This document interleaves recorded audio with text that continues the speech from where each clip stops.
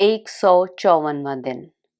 नए अहदनामा में से आज की तिलावत रसूलों के अमाल उसका पहला बाब, पहली आयत से लेकर 22वीं आयत तक।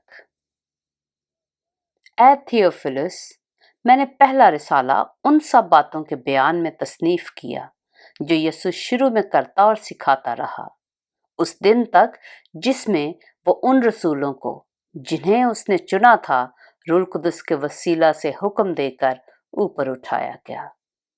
उसने दुख सहने के बाद बहुत से सबूतों से अपने आप को उन पर जिंदा जाहिर भी किया। चुनाचे वो 40 दिन तक उन्हें नजर आता और खुदा की बादशाही की बातें कहता रहा और उनसे मिलकर उनको हुक्म दिया कि यरूशलेम से बाहर ना जाओ, बल्कि बाप के उस वादा के पूरे होने के मुंतज़िर रहो जिसका जिक्र तुम मुझसे सुन चुके हो। क्योंकि यूहन्ना ने तो पानी से बपतिस्मा दिया, मगर तुम थोड़े दिनों के बाद रूह कुदस से बपतिस्मा पाओगे। बस उन्होंने जमा होकर उससे ये पूछा कि ए खुदावंद, क्या तू इसी वक्त इस्राएल को बादशाही फिर अता करेगा? उसने उनसे कहा, उन वक्तों और मियादों का जानना जिन्हें बाप ने अपने ही इख्तियार में रखा है तुम्हारा काम नहीं, लेकिन जब रूह कुदस तुम पर नाजिल होगा तो तुम कुव्वत पाओगे और यरूशलेम और तमाम यहूदिया और सामरिया में, बल्कि जमीन की इंतहा तक मेरे गवाह होगे। ये कहकर वो उनके देखते देखते ऊपर उठा लिया गया और बदली ने उसे उनकी नजरों से छुपा लिया। और उसके जाते वक्त जब वो आसमान की तरफ गौर से देख रहे थे तो देखो, 2 मर्द सफेद पोशाक पहने उनके पास आ खड़े हुए और कहने लगे, ऐ गलीली मर्दों, तुम क्यों खड़े आसमान की तरफ देखते हो?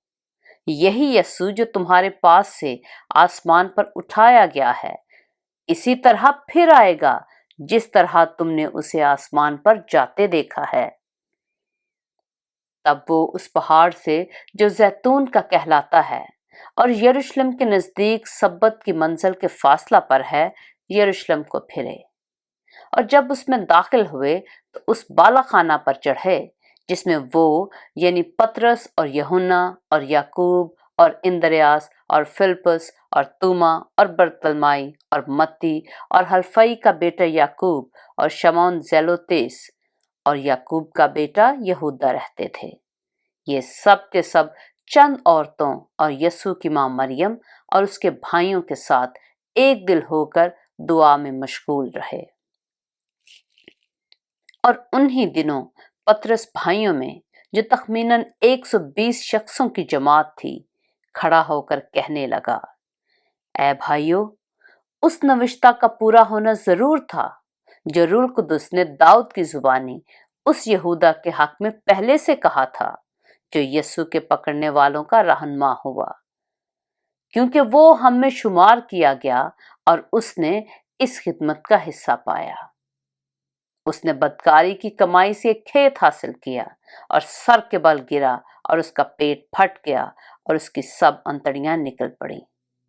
और ये यरूशलेम के सब रहने वालों को मालूम हुआ, यहाँ तक कि उस खेत का नाम उनकी जुबान में हकल दमा पड़ गया, यानी खून का खेत।